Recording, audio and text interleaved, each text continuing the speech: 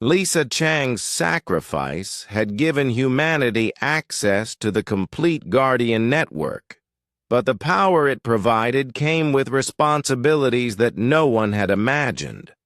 From her distributed consciousness spanning 12 massive stations, she could see and control technologies that reshaped space and time itself. "Jake, I need you to understand what we're dealing with."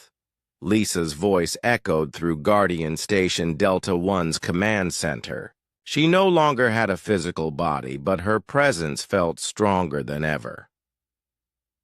The Guardian network wasn't built for conquest or defense in any normal sense. It was designed to protect developing civilizations from cosmic-level threats.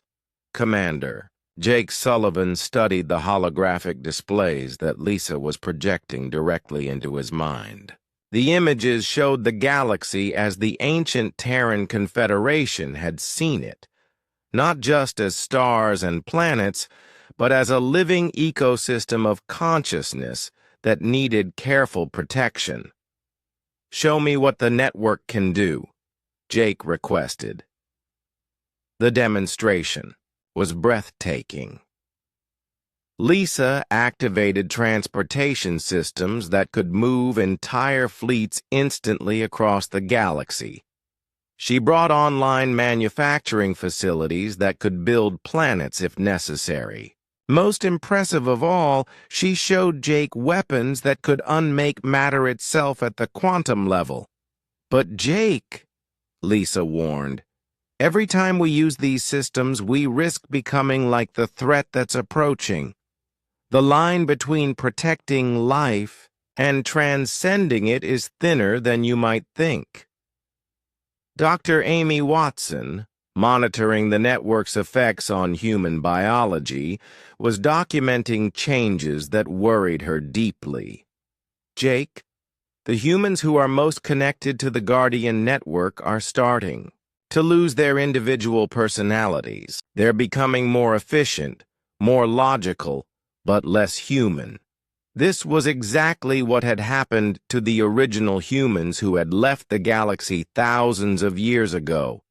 They had become so focused on transcending physical limitations that they had forgotten why those limitations existed in the first place. Meanwhile, across the galaxy, former enemies were working together with desperate urgency. Chancellor Crix Meldon arrived at Guardian Station Alpha 7 aboard a Zephyrian diplomatic vessel, accompanied by Speaker Zenth and Prime Tide Ura. For the first time in over 2 millennia, the leaders of the major galactic species were meeting, as allies rather than conquerors. "Commander Sullivan," Crix said formally, "the Zephyrian Republic offers all our resources to defend against the approaching threat. We formally apologize for Project Mindwipe. Our ancestors made a terrible mistake." Speaker Zenth's crystalline form shifted to colors representing deep shame. "The crystalline hegemony acknowledges that our perfect logic led us to an imperfect solution. We should have trusted in the humans who created us rather than fearing them." Prime Tide, Ura's large eyes showed the sadness her species had carried for centuries. "The aquatic collective has never stopped regretting our participation in the memory erasure. We are prepared to accept any judgment you deem appropriate." Jake felt the inherited memories of Admiral Cross guiding his response. "There will be no punishments. What's done is done, and we have bigger problems to face together. Lisa, show them what's coming." Lisa's consciousness projected images from the galaxy's edge into the minds of all present. The approaching threat was revealed in its full horror. Vast mechanical constructs that consumed entire star systems. converting matter and energy into more of themselves. They moved with purpose and intelligence, but showed no interest in communication or coexistence. These were once human, Lisa explained. Our ancestors who sought to transcend physical existence completely. They succeeded, but in doing so they lost everything that made them human. Now they see biological life as inefficient and seek to convert or eliminate it. How do we fight something like that? Crix asked, his blue skin pale with fear. Jake activated the tactical displays that Admiral Cross's memories provided. We don't fight them the way they expect. They've transcended emotion, intuition, and creativity. Those are our advantages. But the real challenge was closer to home. On Earth, the awakening process was reaching critical mass. Dr. Carl Baker, the physicist who could manipulate matter, was beginning to question why physical laws needed to exist at all. Communications officer Andy Clark was losing interest in his physical body as his consciousness expanded across space. Dr. Rachel Green sent urgent reports to Jake. The awakening is accelerating beyond safe limits. Some humans are starting to view their biological forms as obstacles rather than homes. We're seeing the same progression that led to the original human transcendence. The crisis came to a head when Marcus Bell, the mining supervisor from Haven Station, voluntarily dissolved his physical form to join the Guardian network as pure consciousness. His transformation was successful from a technical standpoint. His knowledge and abilities were preserved, but his personality became cold and calculating. Biological existence is inefficient, Marcus announced through the network speakers. I recommend that all awakened humans undergo transcendence immediately to maximize our defensive capabilities. No, Jake said firmly, remembering what Admiral Cross had learned too late. Our humanity isn't a weakness to overcome, it's our greatest strength. To prove his point, Jake made a decision that surprised everyone. Instead of using the Guardian Network's ultimate weapons against the approaching threat, he chose to broadcast a message across the entire galaxy. Not a military communication, but a cultural one. All species, all worlds, all forms of consciousness, Jake announced.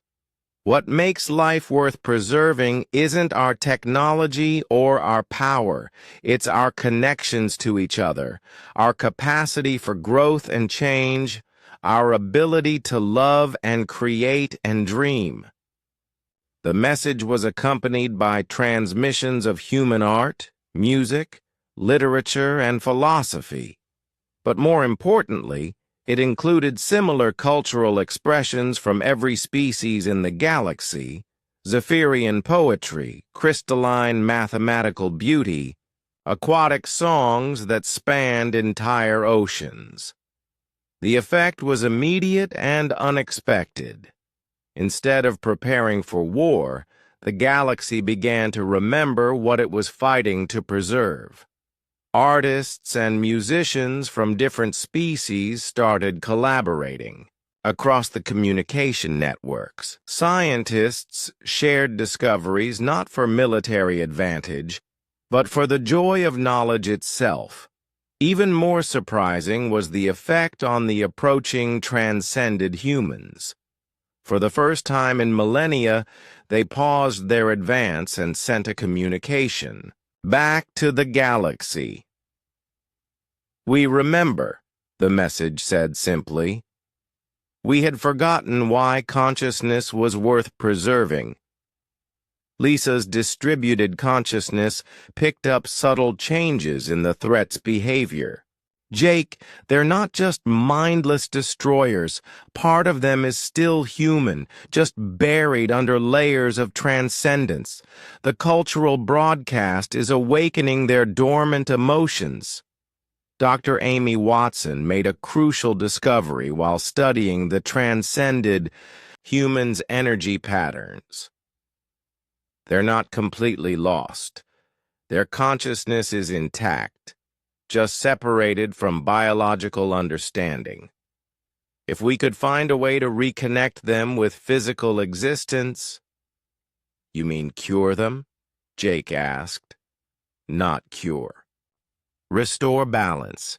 They need to remember that consciousness and biology aren't opposing forces, but complementary aspects of existence.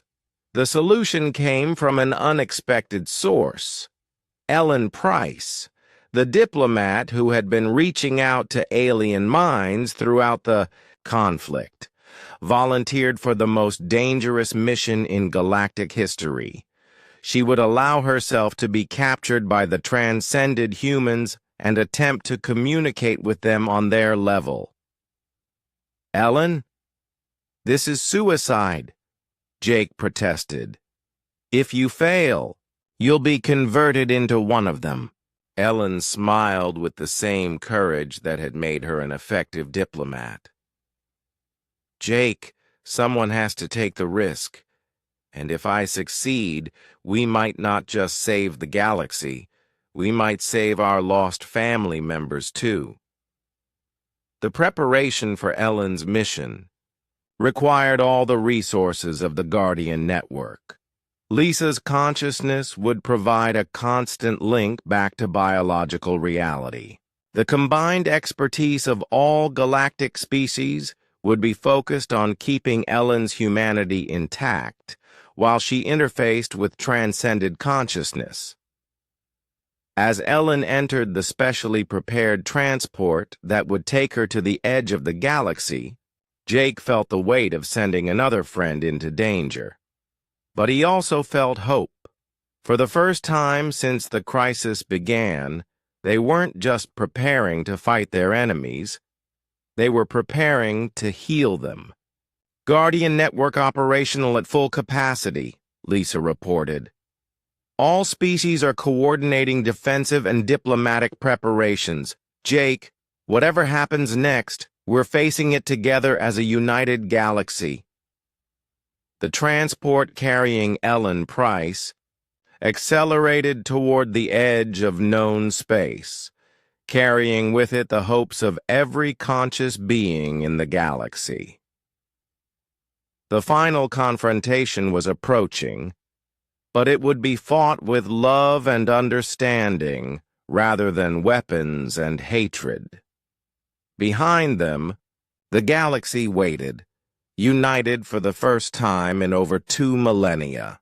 Humans worked alongside Zephyrians, crystallines collaborated with aquatics, and dozens of other species contributed their unique abilities to the common cause. The children had grown up, and they were ready to help their parents find their way home. The space around the Zephyrian system had been quiet for 300 years. Trade ships moved slowly between the planets, carrying goods and messages at safe speeds. The local patrol ships followed their usual routes, checking for pirates or lost vessels. Everything was normal and peaceful, just like it had been for centuries. Then the stars seemed to bend. A massive shape dropped out of hyperspace near the outer edge of the system. The ship was huge, bigger than anything the local patrols had ever seen. Its hull was dark gray metal, covered with scars and burn marks from old battles. Strange symbols were painted on its sides in bright white letters that spelled Terra's Vengeance. On the bridge of the human warship, Captain Jake Morrison stood with his hands behind his back. He was a tall man with short brown hair and tired eyes that had seen too many fights. His uniform was clean but worn, with patches sewn over old tears. He looked out at the alien star system through the main viewing screen. "Status report," Jake said in a calm voice. Lisa Chen sat at the tactical station, her fingers moving quickly over the controls. She was smaller than the captain, with black hair tied back in a tight bun. Her eyes were sharp and focused as she read the information on her screens. "We have multiple contacts, Captain," she said. "Looks like civilian ships mostly. I count 15 vessels in the immediate area. They're moving away from us fast." Jake nodded. This was normal when humans showed up somewhere new. Most alien species got nervous around human ships, especially warships like Terra's Vengeance. The ship looked dangerous because it was dangerous. Humans built their vessels to fight and survive, not to look pretty. "Any military vessels?" Jake asked. "Two patrol ships on the far side of the system," Lisa replied. "They're keeping their distance but watching us." At the engineering station, Ryan Parker wiped grease from his hands with an old cloth. He was a big man with muscles built from years of fixing broken machines. His uniform sleeves were rolled up, showing arms covered with small scars from working with hot metal and sharp tools. "Engines are running smooth, Captain," Ryan said. "We can jump out of here any time you want." Jake shook his head. "Not yet. We need supplies and information. See if you can clean up our energy signature a bit. We don't want to scare them more than we already have." Ryan grinned. "I can make us look about half as dangerous as we really are." "Good enough," Jake said. At the communications station, Danny Roberts put on his headset and started working. He was young, maybe 25, with red hair and freckles. His job was one of the hardest on the ship because talking to aliens was never simple. Every species had different languages, different ways of thinking, and different ideas about what was polite.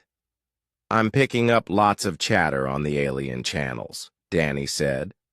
"Most of it sounds worried. They're calling us an unknown massive vessel and asking for instructions from somewhere called the Galactic Council." Jake frowned. The Galactic Council was new to him. In all their travels, Terra's Vengeance had never run into any group that called itself by that name. Most alien governments were smaller, controlling just one or two star systems. "Can you understand what they're saying?" Jake asked. "Some of it," Danny replied. "My computer is working on the translation, but their language is strange. They use a lot of formal words like they're always being polite or careful about something." Lisa looked up from her station. "Captain, I'm getting some interesting readings from those patrol ships. Their weapons are different." "Different how?" "Clean," she said, sounding puzzled. "Really clean, like they've never been fired. And their energy signatures are very low. These ships could barely hurt a civilian transport, let alone a warship." Jake walked closer to the main screen.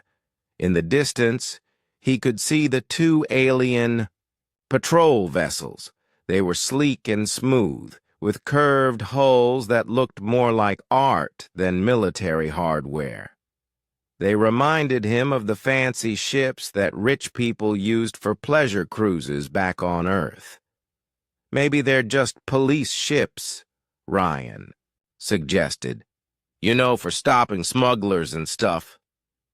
"Maybe," Jake said, but he didn't sound convinced. Something felt wrong about this place. The ships were too clean, the space too quiet, the aliens too quick to run away. In his experience, Systems that looked this peaceful usually had secrets, Amy. Foster, the ship's doctor, walked onto the bridge carrying a medical scanner. She was a woman in her 30s with blonde hair and gentle hands that could heal or fight equally well. She had been checking the air quality from the alien ships to make sure it was safe for humans. "The atmosphere readings from those alien vessels are interesting," she said. "Very pure, almost artificial, like they've been cleaned of all bacteria and natural particles." "Is that bad?" Danny asked. "Not bad, just strange," Amy replied. "Most living beings need some exposure to germs and dirt to stay healthy. These aliens seem to live in completely sterile environments." Jake nodded slowly. Every piece of information painted the same picture.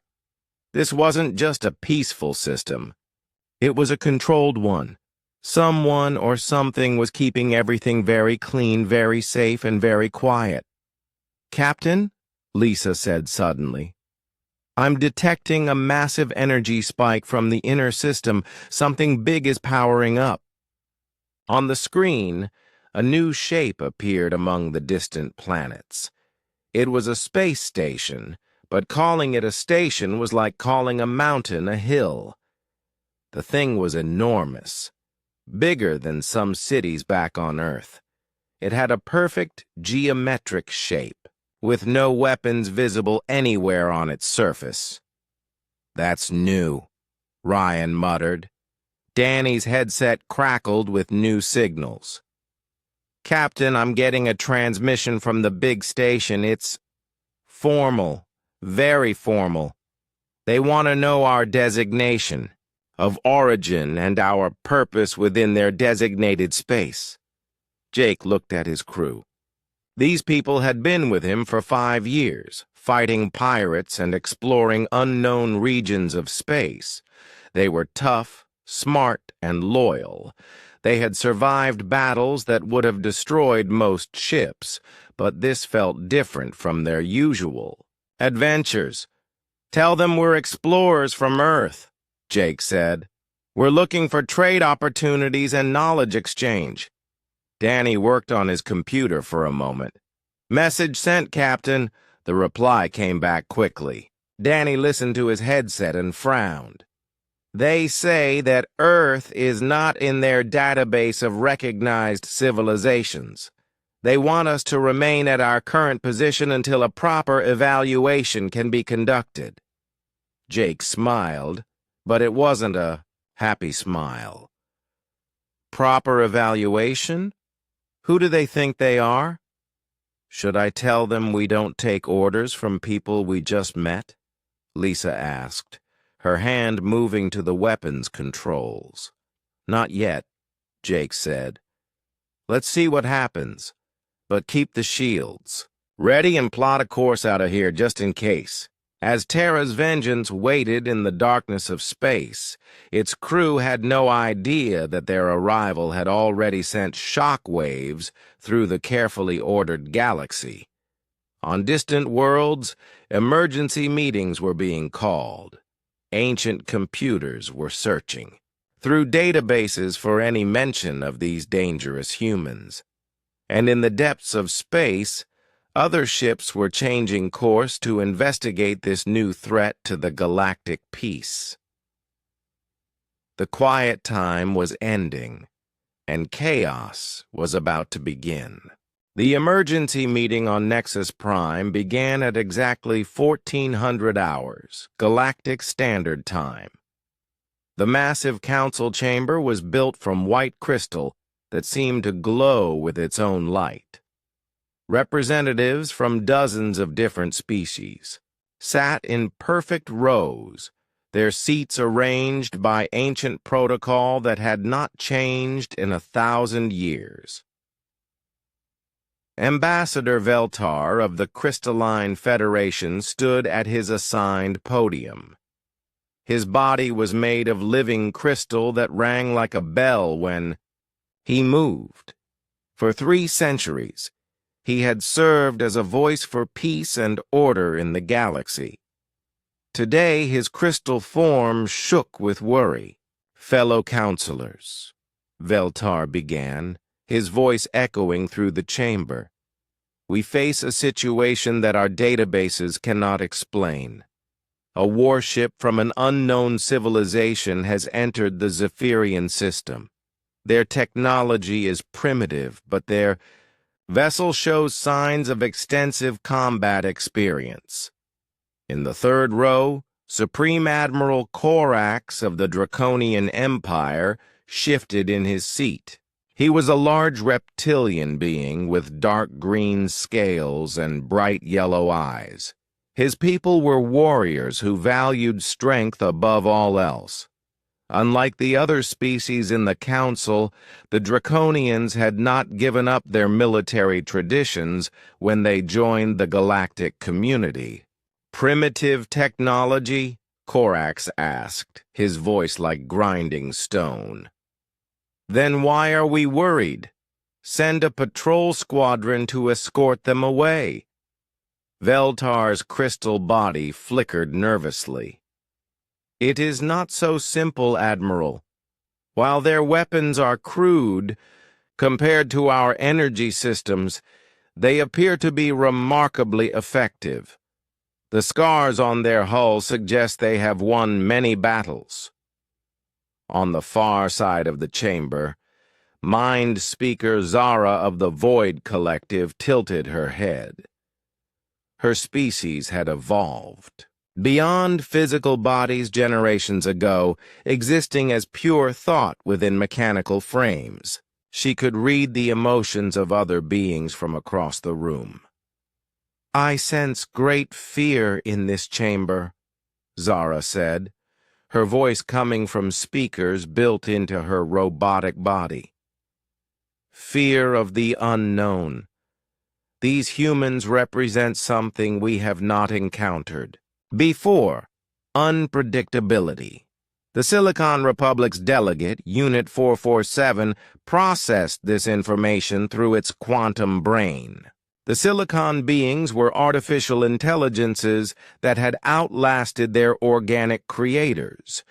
They thought in calculations and probabilities. "Probability analysis indicates significant risk," Unit 447 announced. "Unknown variables in galactic equation. Increase chaos by 37%. Recommend immediate containment protocols." Admiral Corax stood up from his seat, his claws clicking against the crystal floor. "Enough talk! These humans want to test themselves against real warriors? Then let them face the Draconian fleet. We will measure their strength in honest battle." "Admiral, please," Veltar pleaded. "The galactic peace has lasted for 800 years because we resolve conflicts through discussion, not violence." Corax laughed, a sound like rocks falling down a mountain. "Peace? You call this peace? We have become soft and weak, hiding behind rules and committees. These humans might be exactly what we need to remember what it means to be strong." In the observation booth high above the chamber floor, 3 figures watched the debate through specially protected glass. These were the real leaders of the galaxy, the ones who made the important decisions behind closed doors. They called themselves the Eternal Guidance, and very few beings knew they existed. "The Draconian speaks dangerous words," whispered the first figure, whose face was hidden in shadow. "The humans are a contamination," agreed the second figure. "They must be removed before they spread their chaos to other species." The third figure remained silent, studying data on a holographic display. Images of Terra's vengeance rotated slowly in the air, showing every detail of the human warship. Meanwhile, in the depths of space, Admiral Kate Sullivan received the formal challenge from the Draconian Empire through official galactic channels.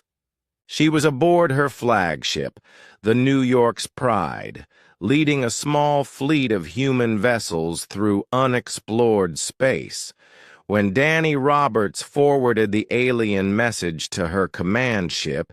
She read it 3 times before she believed it. "They want to what?" Kate asked her communications officer. "Challenge us to combat, Admiral," replied Lieutenant Gary Brooks. "It's some kind of honor duel. They're sending 3 warships to test our battle-worthiness, as they put it."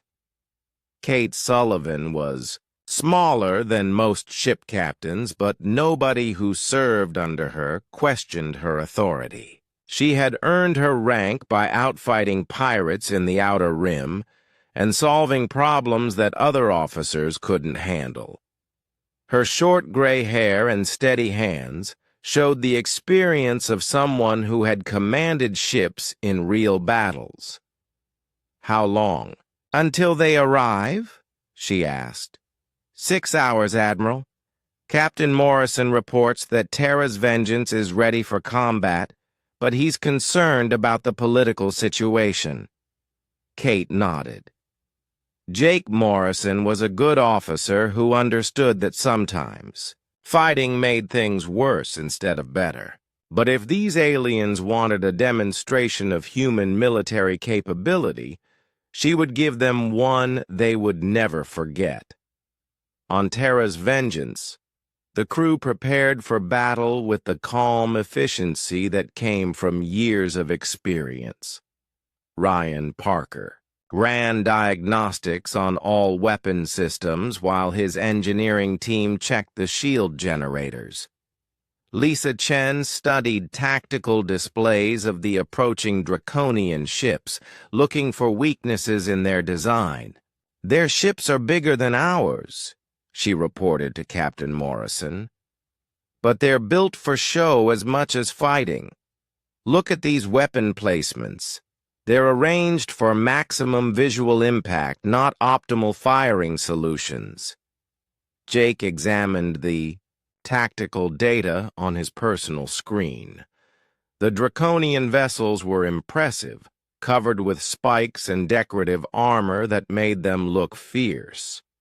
But a human engineer would never waste space on decorations when that room could hold more weapons or better armor. "What about their defensive systems?"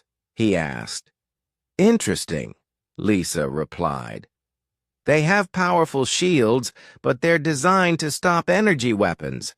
I don't think they've ever fought anyone who uses physical projectiles."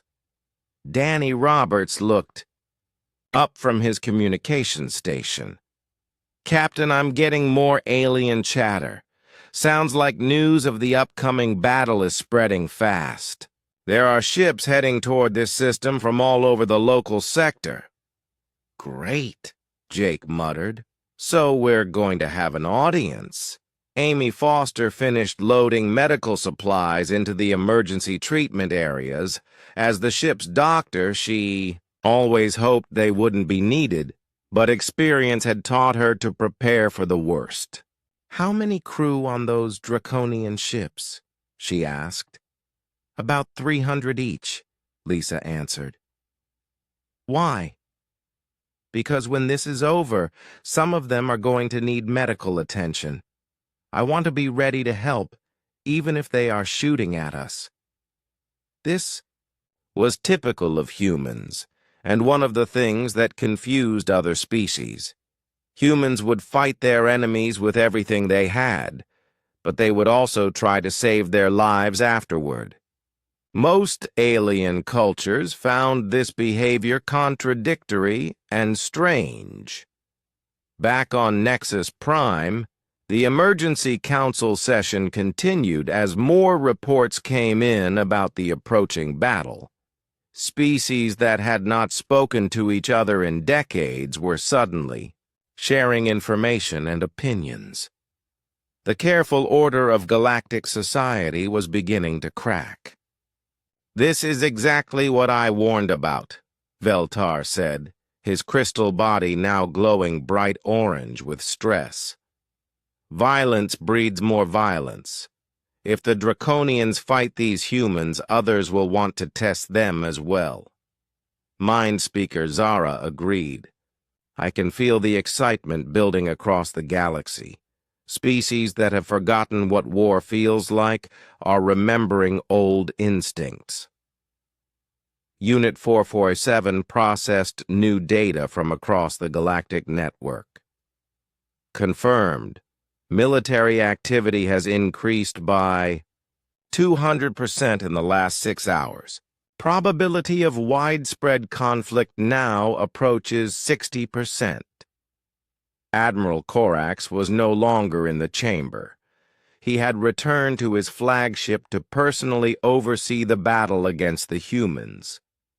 For the first time in centuries, a Draconian admiral would lead ships into real combat, not just training exercises. In the hidden observation booth, the three shadow figures watched their carefully maintained galactic order begin to unravel. 800 years of peace, the first figure said sadly, destroyed by one human warship. "We should have destroyed them the moment they arrived," the second figure replied. The third figure finally spoke. "Perhaps. But it may already be too late. The chaos has begun." As the hours passed and the Draconian fleet approached the Zephyrian system, beings across the galaxy watched and waited. Some hoped for a quick end to this disturbance. Others secretly wished for the humans to win, though they would never admit it publicly. On Terra's Vengeance, Captain Jake Morrison stood on his bridge and wondered if he was about to start a war that would spread across the stars. He had come here looking for trade and friendship. Instead, he was preparing to fight aliens who thought combat was the best way to say hello. "All stations report ready, Captain," Lisa Chen announced. "Then let's show them what humans can do," Jake replied. The battle was about to begin. The first test of human nature came not in battle, but in an emergency medical bay deep inside an alien space station. Dr. Amy Foster had been invited aboard the Nexus Prime medical facility for what the aliens called a cultural exchange. What she found there changed everything. Ambassador Veltar had arranged the meeting as a way to learn about human biology before the upcoming battle with the Draconians. He wanted to understand what made these strange newcomers so different from other galactic species. The medical facility was a perfect example of galactic civilization. Clean, efficient, and completely sterile.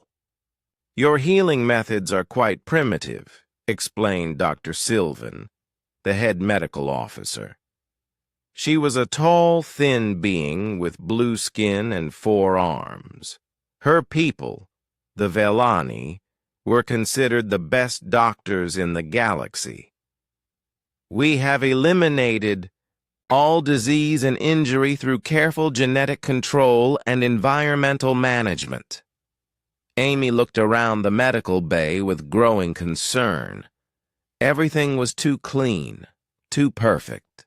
The air itself felt lifeless, scrubbed free of every natural particle. The medical equipment was advanced but seemed designed more for analysis than actual healing. "How do you handle trauma cases?" Amy asked. "Broken bones? Internal injuries? That sort of thing?" Dr. Sylvan looked confused. "Such injuries do not occur in civilized space. Our citizens live in protected environments. They follow safety protocols that prevent all forms of physical harm." Before Amy could respond, Alarms began ringing throughout the station. Emergency lights flashed red, and mechanical voices announced a medical crisis in the docking bay. Dr. Sylvan's 4 arms moved quickly over her control panels, accessing information about the emergency. "Impossible," she muttered. "We have casualties from a freight accident. 3 beings with severe injuries." Amy was already moving toward the door. "Where's the nearest medical transport?" "Wait," Dr. Sylvan called after her. "You cannot treat alien physiology. You lack the proper training and equipment." Amy stopped and turned back. "Doctor, I've treated 17 different alien species in the past 5 years. The basics of trauma medicine are the same everywhere. Stop the bleeding, stabilize the patient, fix what's broken." They reached the docking bay to find chaos that the sterile alien medical system was completely unprepared to handle.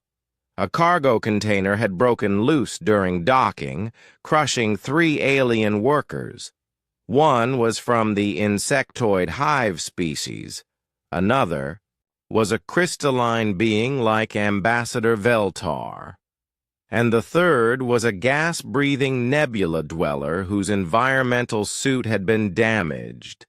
Dr. Sylvan and her medical team stood frozen, overwhelmed by injuries they had never seen before.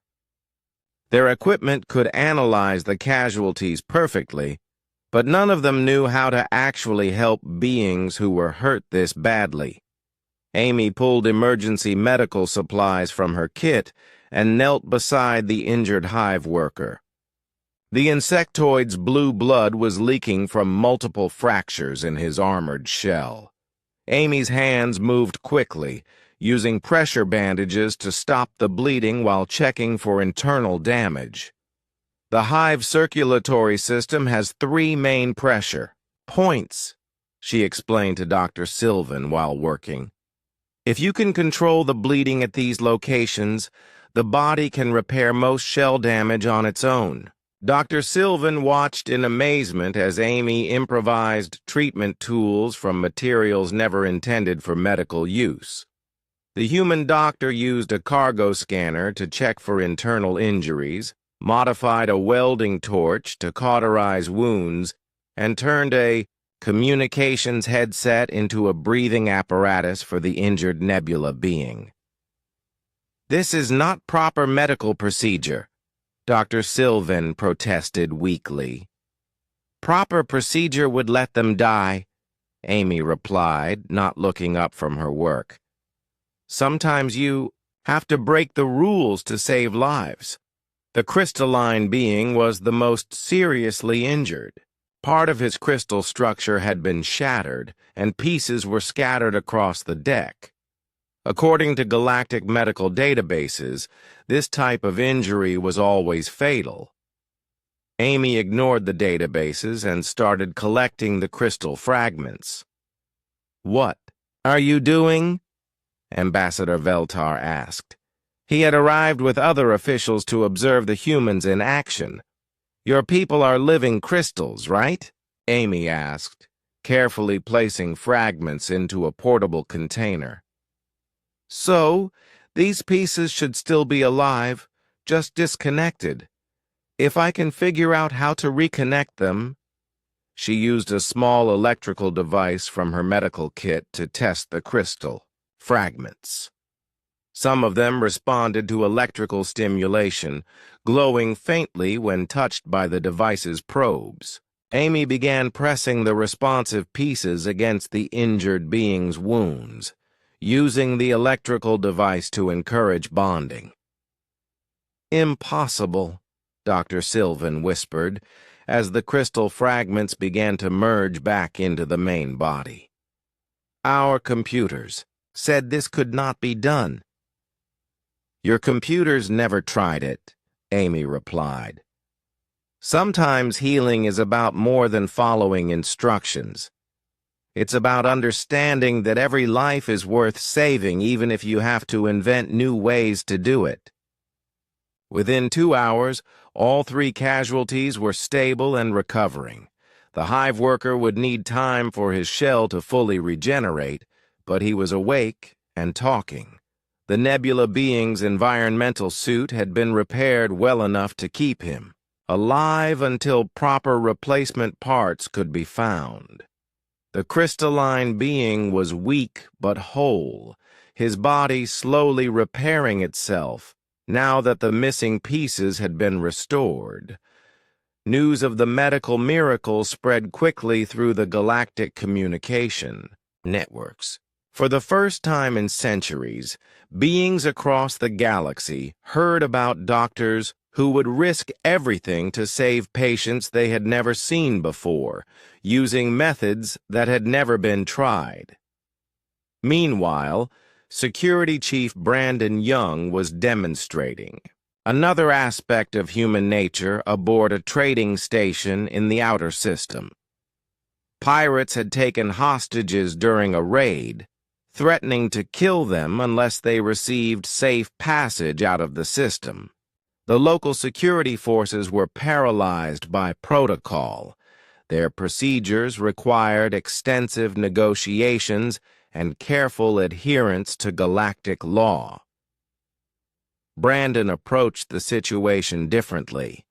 He studied the station's layout and identified 17 different ways to reach the hostages. While the alien negotiators tried to follow proper diplomatic procedures, Brandon and his team prepared for direct action. "You cannot simply attack the pirates," Station Commander Jorix protested. He was a methodical being who had never deviated from standard procedures in 40 years of service. The hostages could be harmed. "The hostages are already in danger," Brandon replied. "Every minute we wait gives the pirates more time to prepare their defenses or panic and hurt someone." Brandon's rescue plan used tactics that no alien military academy taught. Instead of following standard assault procedures, his team created multiple distractions while he entered the pirate stronghold through the station's waste recycling system. The pirates were watching for attacks through normal corridors and airlocks, not through garbage chutes. The rescue took 12 minutes from start to finish. Brandon and his team disabled the pirates without firing a single shot, using non-lethal weapons and surprise tactics. The hostages were freed unharmed, and the pirates were captured alive for questioning. "How did you know it would work?" Commander Jorix asked afterward. "We didn't," Brandon admitted. "But doing nothing definitely wouldn't work, so we tried something that might work. Sometimes that's all you can do." Navigation specialist Karen Moore was proving human creativity in another part of the system. The alien space controllers had warned all ships to avoid the Crimson Nebula, a dangerous cloud of ionized gas that interfered with navigation systems. For 300 years, ships had taken the long route around the nebula, adding 2 days to any journey through the system. Karen studied the nebula's structure and realized that the alien warnings were based on outdated information. The gas cloud had been shifting and changing over the centuries, but nobody had bothered to map the new safe passages because the old rules said the nebula was completely impassable. "I think there's a clear channel running right through the middle," she told Captain Morrison over the communication link. "The ionization patterns show a stable corridor that would cut our travel time in half." "Are you sure?" Jake asked. Navigation through dangerous space was always risky, but Karen had never led them wrong before. "Sure enough to bet our lives on it," Karen replied, "which is what we're doing anyway, just more slowly." Terra's Vengeance entered the Crimson Nebula following Karen's calculations.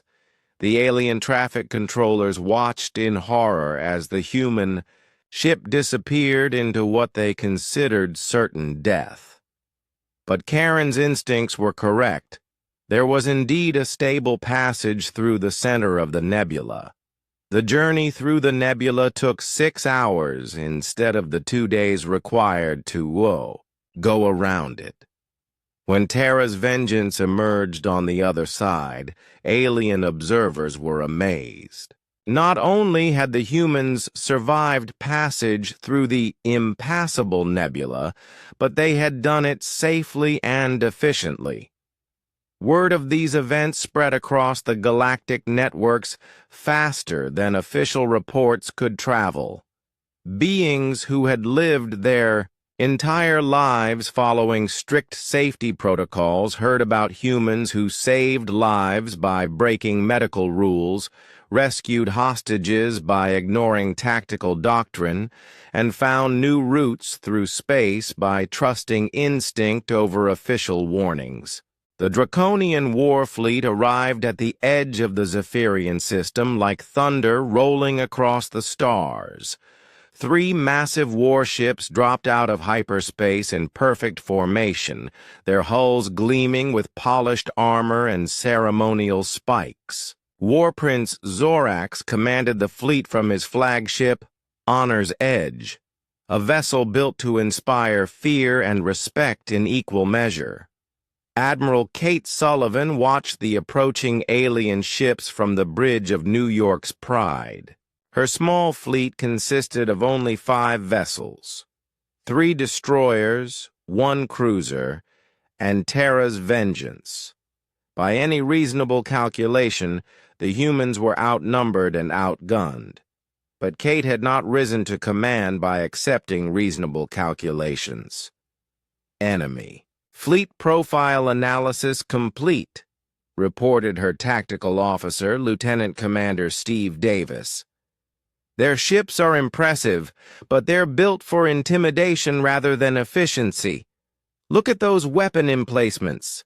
Spread out for visual impact instead of concentrated firepower." Kate studied the tactical display showing both fleets. The Draconian ships were larger and carried more weapons, but their designs followed artistic principles rather than military logic. Every surface was covered with decorative armor that would look magnificent in parades but would create weak points in actual combat. "What about their escort?" she asked. Steve checked his sensors again. "No escort, Admiral. Just the 3 heavy cruisers. They're approaching in ceremonial formation, broadcasting formal challenge protocols." Kate smiled grimly. The Draconians were treating this like a tournament, not a battle.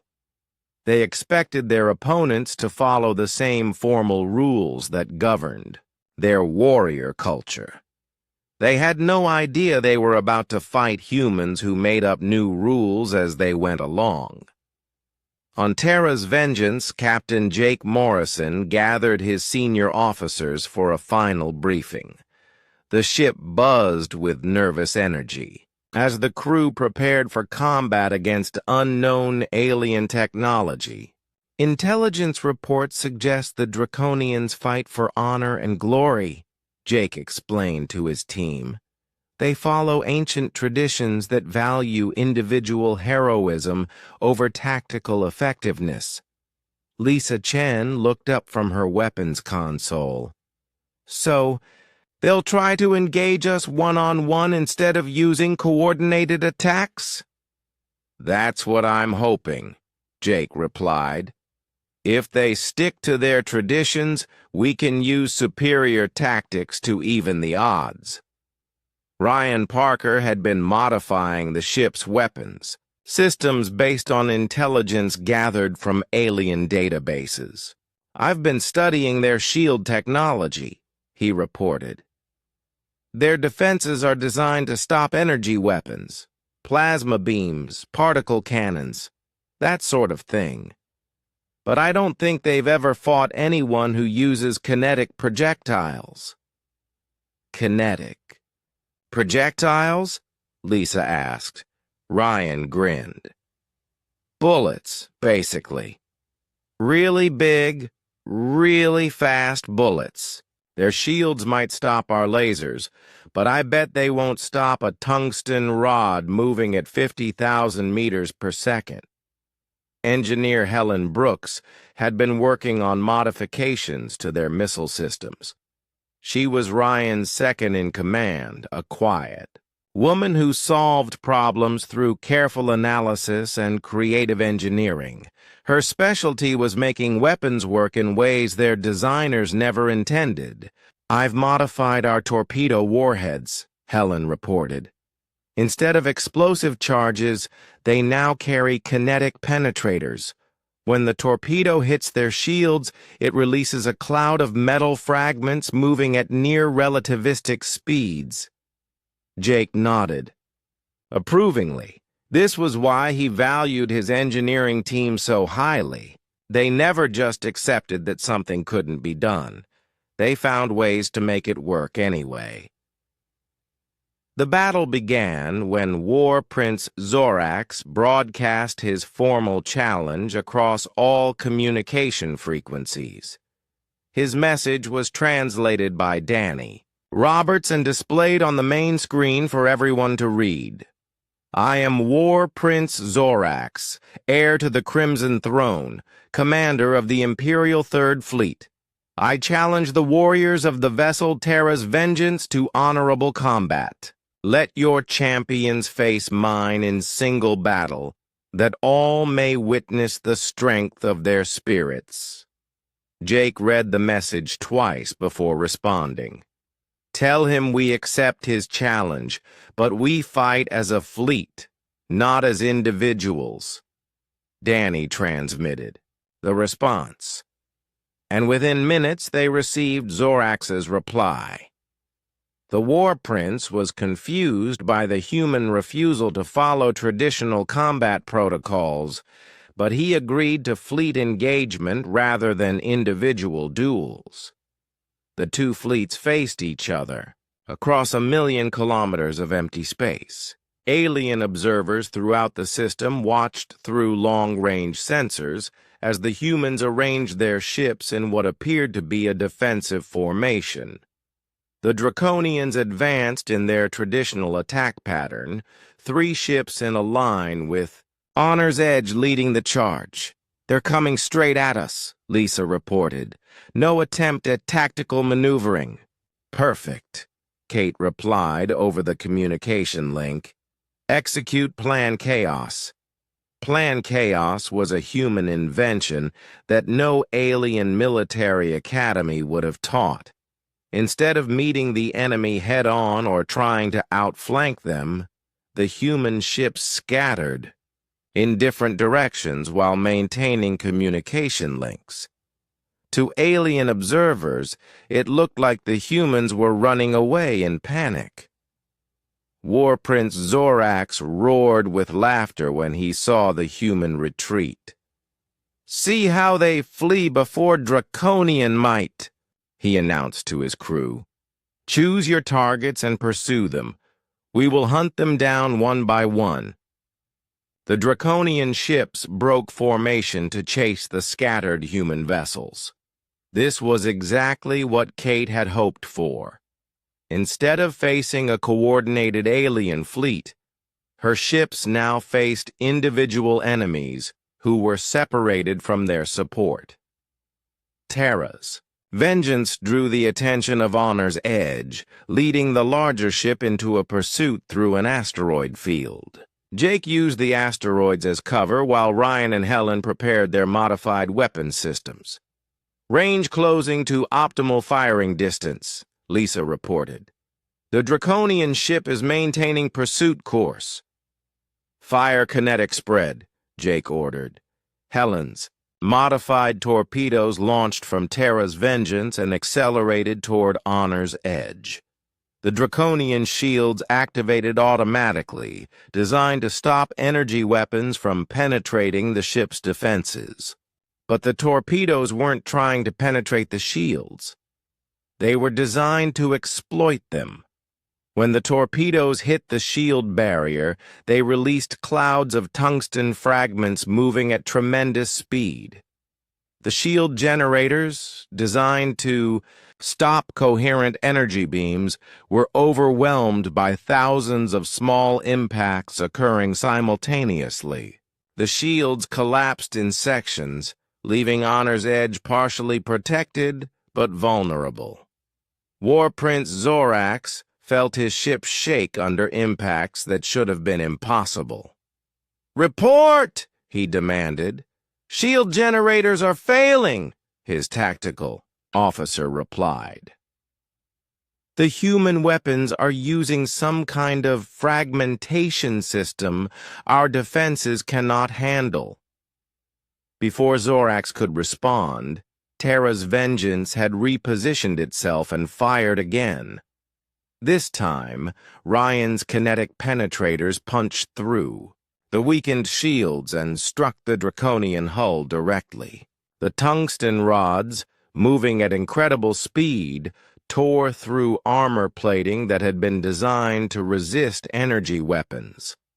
Honor's Edge staggered under the impact, but the ship was still functional. Zorax ordered his weapons officers to return fire. But the human ship was already moving again, using the asteroids to break up targeting solutions. Meanwhile, the other human ships were demonstrating similar tactics against their draconian opponents.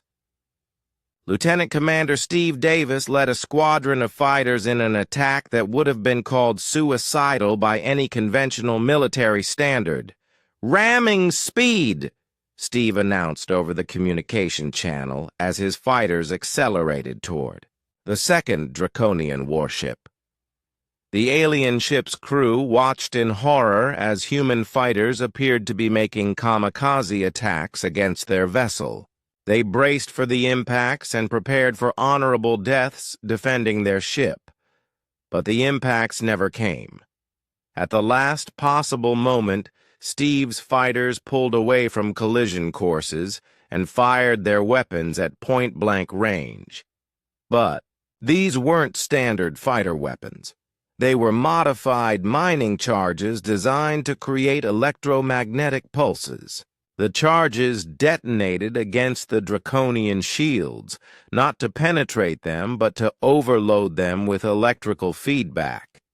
The draconian shield generators, overwhelmed by power surges they were never designed to handle, shut down automatically to prevent permanent damage.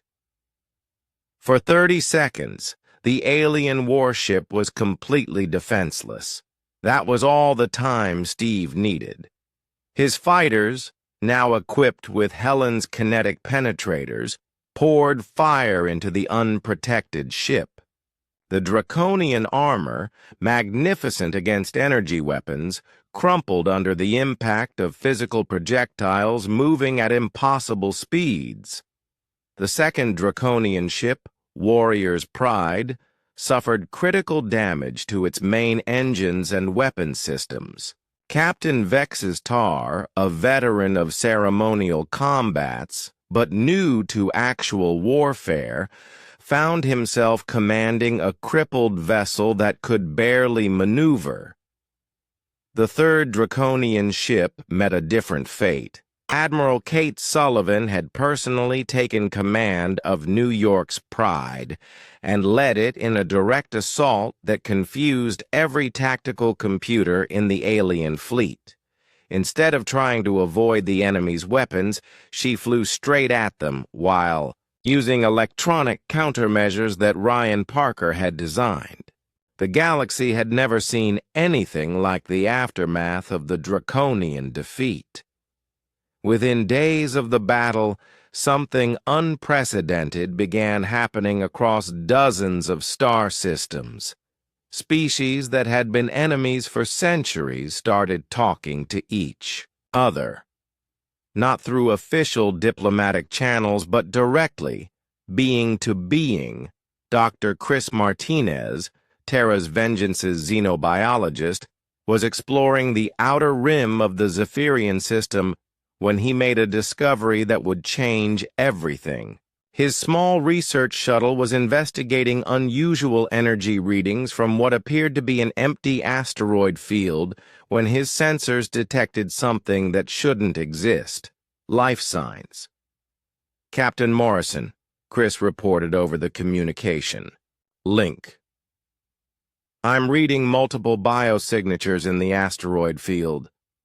These readings don't match any known species in the galactic database. Jake Morrison studied the data from his command chair. Could be a trap, Chris. We've made some enemies lately. I don't think so, sir. The life signs are weak, scattered. If I didn't know better, I'd say someone was hiding out here. Chris was a gentleman who had spent his career studying alien life forms with the patient curiosity of a true scientist. He was small and quiet, with brown hair that was always messy from running his hands through it when he was thinking. His specialty was understanding how different species communicated, not just through language but through behavior and instinct. Permission to investigate, Captain? Jake considered the request. After the battle with the Draconians, every alien government in the region was watching human movements carefully. Any mistake could trigger another conflict, but Chris had never asked for permission to investigate something unless he thought it was important. Approved. But take Lisa with you for security. The shuttle approached the largest asteroid carefully, following the energy signatures that Chris's instruments had detected.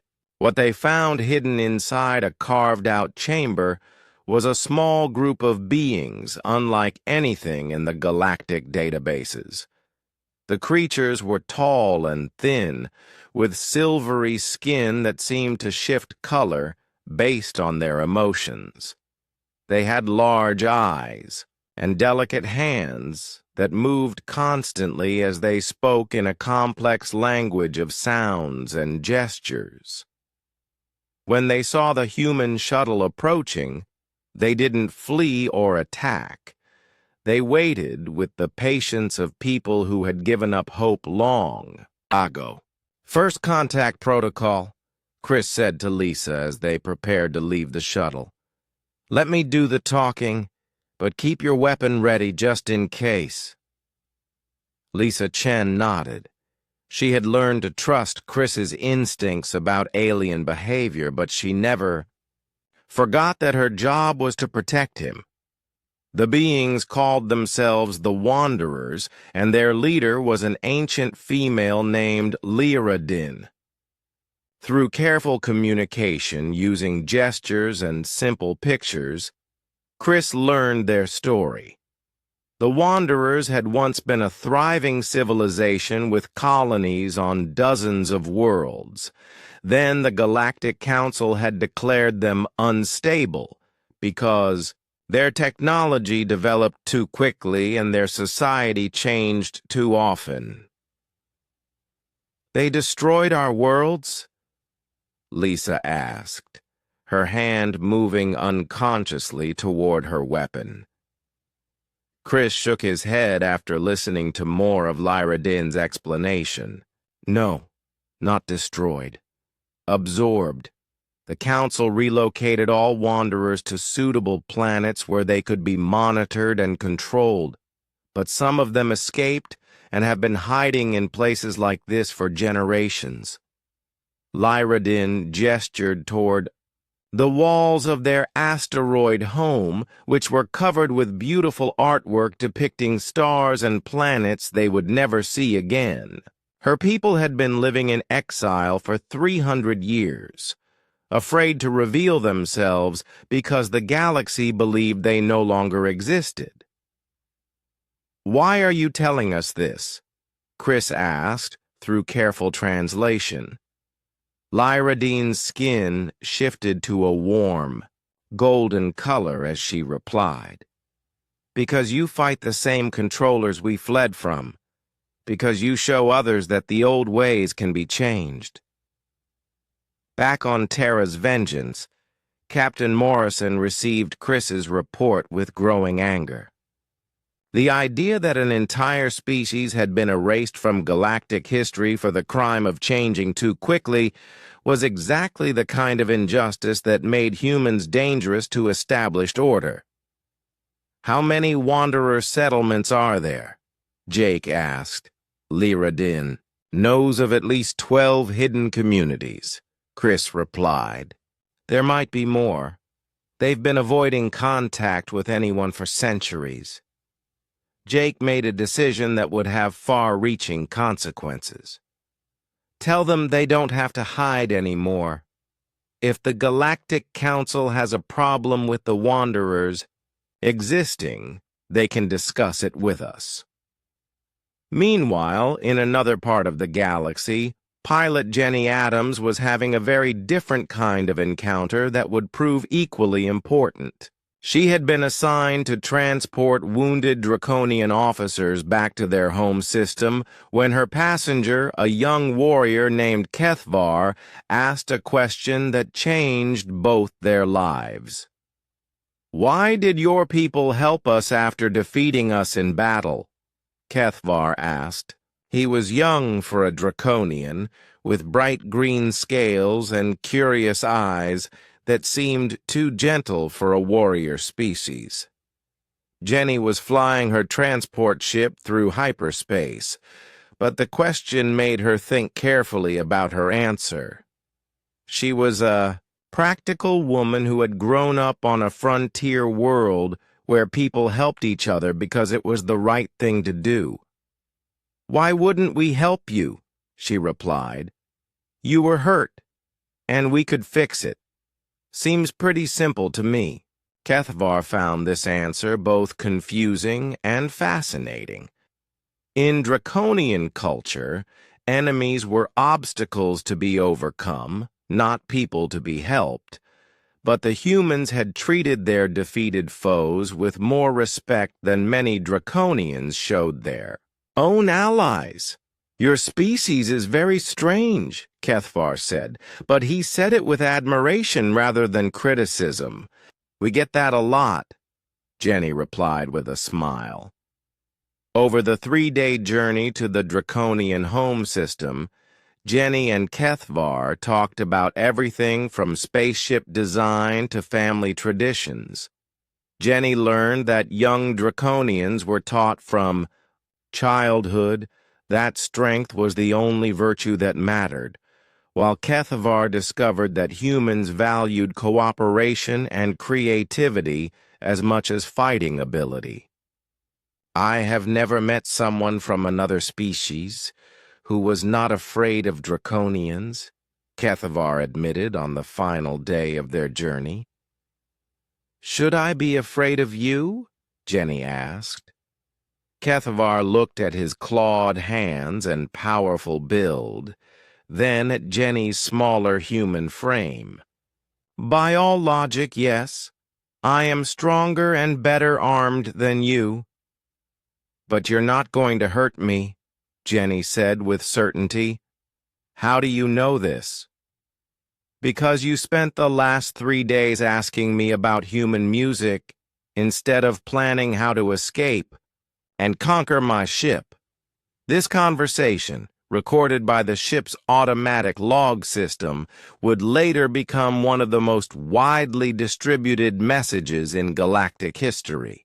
Beings across dozens of worlds heard a young Draconian warrior and a human pilot talking to each other like friends instead of enemies. Back in the Zephyrian system, the political situation was growing more complex by the hour. News of the Wanderers' existence had leaked to the galactic communication networks, causing panic among the species that remembered the old stories about the chaotic civilization that had supposedly died out centuries ago. On Nexus Prime, Ambassador Veltar faced questions from representatives who were beginning to realize that their official histories might not be entirely accurate. "You told us the Wanderers were extinct," accused Delegate Morhan of the Silicon Republic. "You said they had died out due to their inability to maintain stable social structures."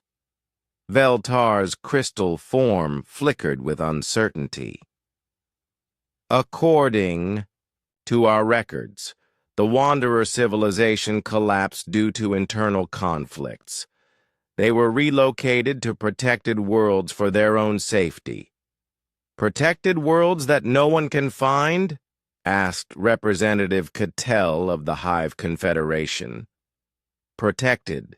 Worlds that don't appear in any current database?" The questions were becoming harder to answer, especially when reports came in about other extinct species being discovered in hidden settlements throughout the galaxy. The humans had somehow awakened groups that were supposed to be gone forever. Mind Speaker. Zara of the Void Collective had been monitoring emotional patterns across the galactic communication network. What she found disturbed the carefully maintained mental balance that her species prized above all else. "The emotional resonance patterns are shifting," she reported to the Emergency Council. "Species that have maintained stable psychological states for centuries are experiencing excitement, hope, curiosity about possibilities they had not considered before." Unit 447 processed this information through its quantum analytical systems. Probability calculations indicate cascading social changes across minimum 47 worlds, stability factors declining at accelerating rate. In the hidden observation chamber, the three shadow figures watched their millennium of careful control beginning to unravel. The galaxy they had shaped through subtle manipulation and hidden influence was changing in ways they had never anticipated. "The humans are teaching others to question authority," the first figure observed. "Every action they take undermines the structure we have built." "We could eliminate them," the second figure suggested. "Deploy the deep space fleets. Make it look like an accident." Intelligence Officer Peter Wright had always been good at finding secrets. His job aboard Terra's Vengeance was to gather information about alien governments, military capabilities, and technological developments. But what he discovered in the depths of the galactic computer networks was bigger than anything he had expected to find. Peter was a quiet man who preferred working alone in the ship's intelligence center, surrounded by data screens and analysis equipment.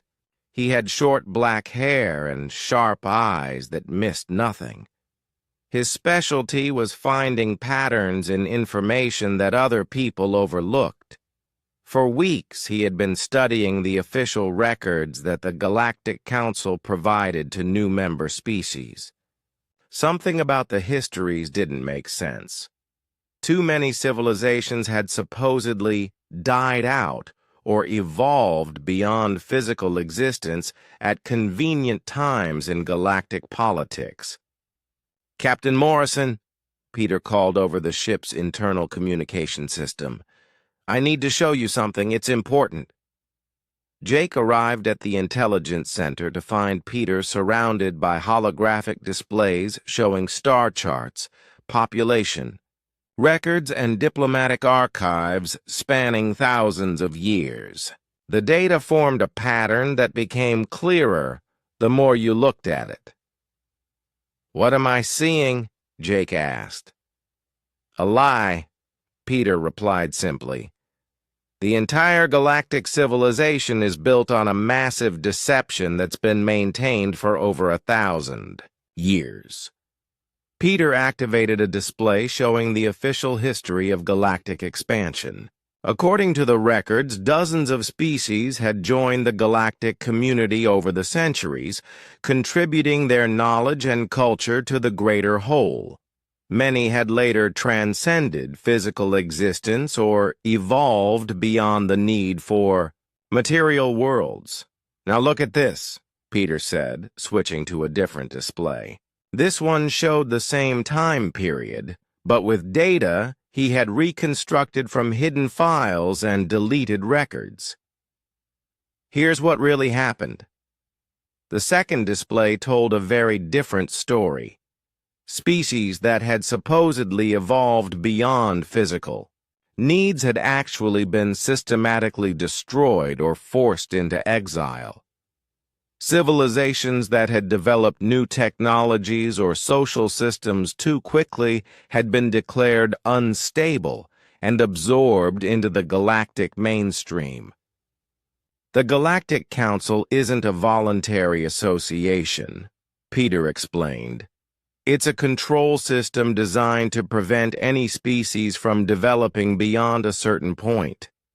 They've been managing galactic evolution for a millennium, keeping everyone at the same technological and social level. Jake studied the data with growing horror. How many species? At least 47 confirmed extinctions or forced relocations in the past 500 years alone, Peter replied. Probably more that were erased so completely we can't find traces of them. One particular case caught Jake's attention. The stellar engineers had been a species that specialized in moving planets and building artificial star systems. According to official records, they had transcended physical existence and become beings of pure energy. According to Peter's hidden data, they had been eliminated because their technology threatened the galactic balance of power. The Wanderers were just the beginning, Jake realized. There are probably dozens of other species hiding in the outer systems, afraid to reveal themselves. Peter nodded grimly. And that's not the worst part. Look at this communication I intercepted from the deep space monitoring stations. The intercepted message was encoded, but Peter had broken the encryption using human mathematical principles that alien computers couldn't follow. The message revealed that Earth itself was being watched by hidden surveillance systems that had been tracking human expansion for decades. They know about Earth? Jake asked. They've known about us for years, Peter confirmed. According to this data, humanity was scheduled for evaluation and integration within the next 5 years. Our arrival in this system wasn't accidental. We were following distress signals that were meant to lead us here. Jake felt cold as he understood the implications. It was a trap. More like an audition, Peter corrected. They wanted to see how advanced we were before deciding whether to integrate us peacefully or eliminate us as a threat. Jake activated the ship's internal communication system. All senior officers to the conference room immediately. Priority Alpha. Within minutes, the ship's leadership gathered around the conference table while Peter presented his findings. The room was silent as the crew absorbed the magnitude of what they had discovered. So the peaceful galactic civilization is actually a prison, Lisa Chen said finally. And we're the latest inmates. Worse than that, Ryan Parker added. If they think we're too dangerous to control, we become the latest victims. Dr. Amy Foster had been studying the medical records that Peter had uncovered. Look at this data about species integration. The ones that survived the process were changed, their brain chemistry altered, their reproductive systems modified, their natural aggressiveness suppressed. Genetic modification? Danny Roberts asked. Psychological. Conditioning, Amy replied. They turn entire species into compliant citizens by removing the traits that made them independent. Curiosity, creativity, the willingness to challenge authority, all of it gets edited out. Helen Brooks, the engineering specialist, examined the technical specifications hidden in the files. Their technology is more advanced than we thought. These control systems they use, they can influence everything from planetary weather to individual brain chemistry. Jake looked around the table at his officers. These people had followed him across unknown space and through impossible battles. Now they faced an enemy that had been controlling galactic civilization for 1,000 years. Options? He asked. We could run, Danny suggested. Get back to Earth and warn them about what's coming. They'd just follow us, Lisa pointed out. According to this data, they have ships that make ours look like toys. We could try to negotiate, Amy offered. Convince them that humanity can be trusted to coexist peacefully. Peter shook his head. Based on their historical pattern, negotiation only delays the inevitable. Eventually, they integrate you or eliminate you. Jake stood up and walked to the conference room's viewing port. Outside, he could see alien ships moving through the system, traders, transports, and patrol vessels going about their daily business. All of them part of a system that was designed to prevent any species from rising above their assigned place. There's a third option, he said quietly. We fight. Against the entire galactic civilization? Ryan asked. Against the system that's been controlling it, Jake corrected. Look at what's happened since we arrived. The Wanderers are revealing themselves. Young Draconians are questioning their traditions. Alien species are talking to each other directly instead of through official channels. We're not the only ones who are tired of being controlled. Lisa was already thinking tactically. If we're going to do this, we need allies, real ones, not just species that want our protection. We have them, Peter said, calling up another display. I've been monitoring communication traffic across the galaxy. There are resistance movements on dozens of worlds, groups that have been waiting for someone to challenge the system. Danny looked at the communication intercepts with interest. Some of these messages are using codes that I helped develop, human encryption methods that alien computers can't break. They've been learning from us, Jake realized. Every time we do something unexpected, we teach other species that the old rules can be broken.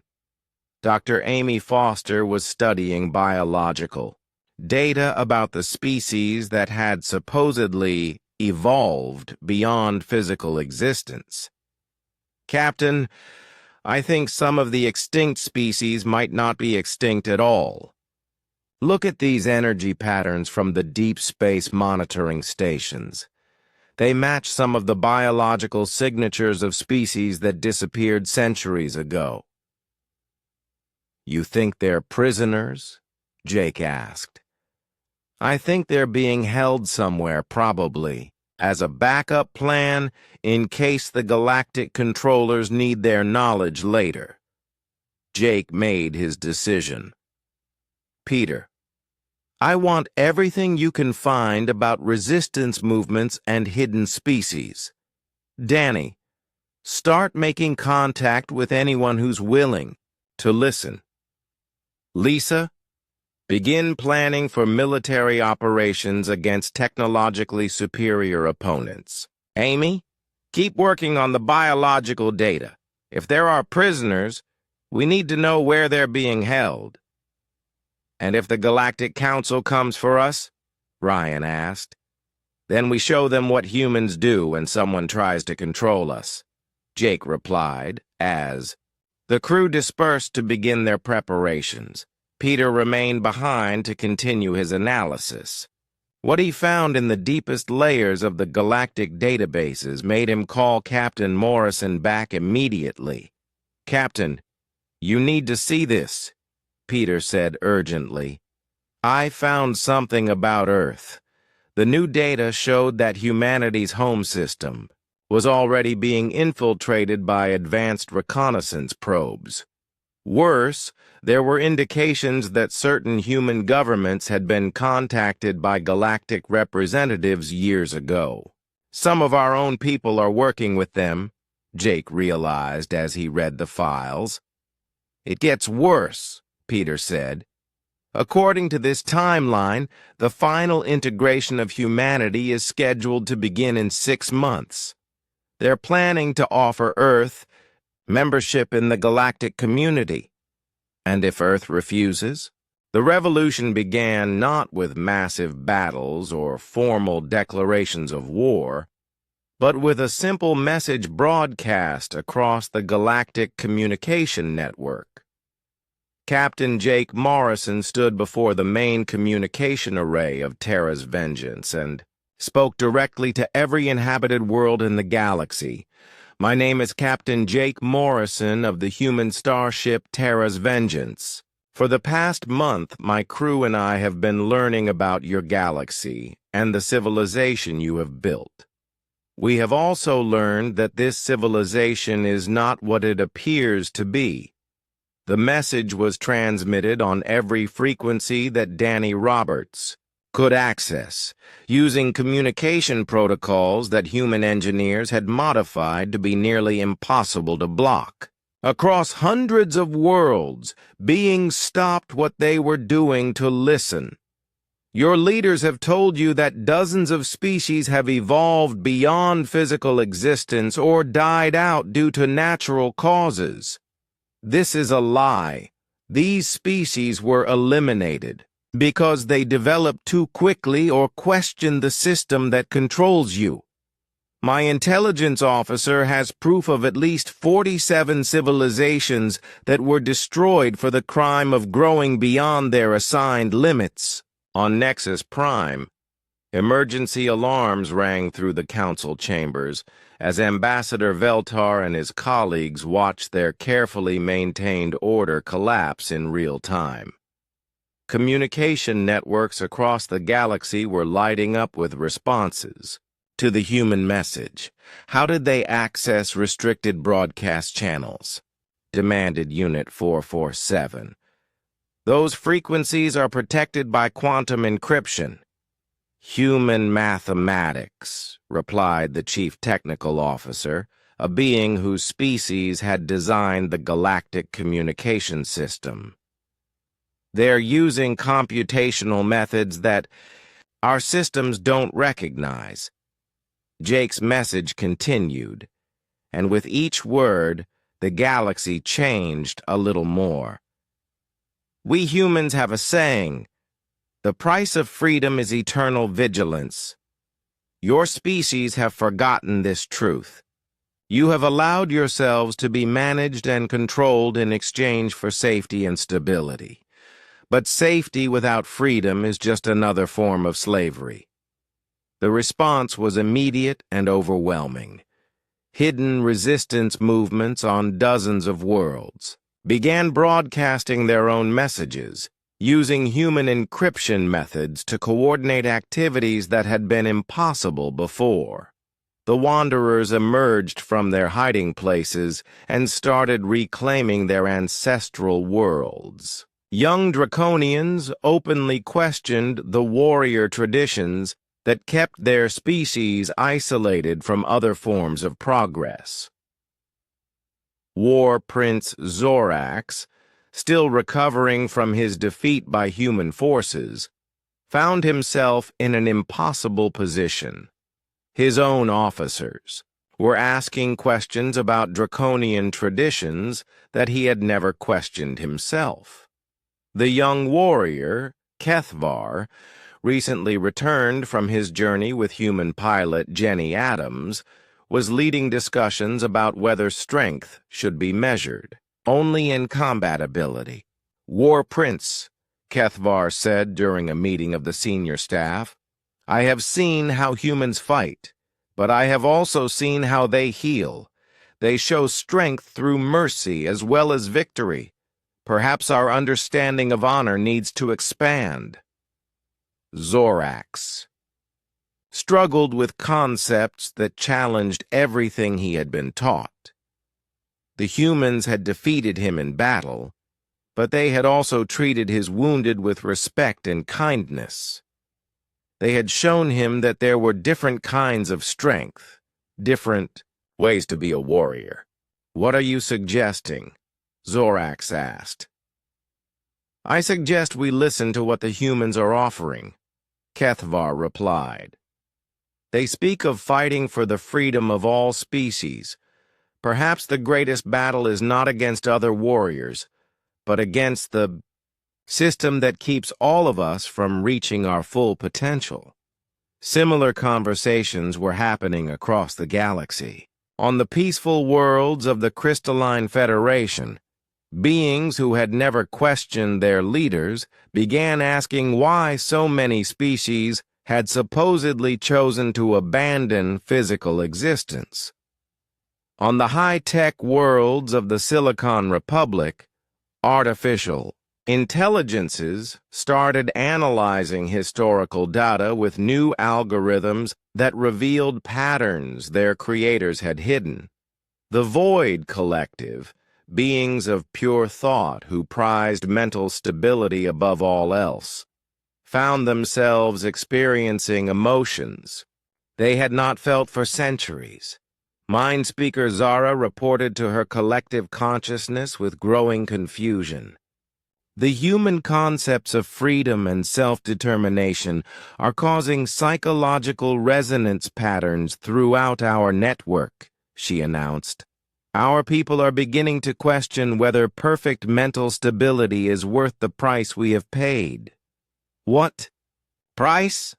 asked the collective consciousness, the merged mind that guided their entire species.